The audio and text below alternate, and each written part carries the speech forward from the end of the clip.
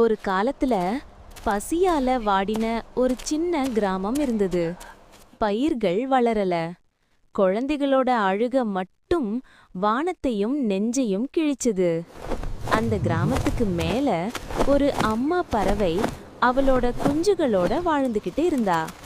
ஒரு நாள் பசியில மயங்கி விழுந்த குழந்தைகளை பார்த்ததும் அவளோட கண்கள் கலங்கிச்சு.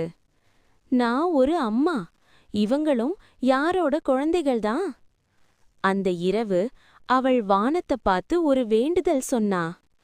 என் உயிர் போனாலும் பரவாயில்ல, இந்த மக்களுக்கு வாழ்க்கை திரும்ப கிடைக்கணும்.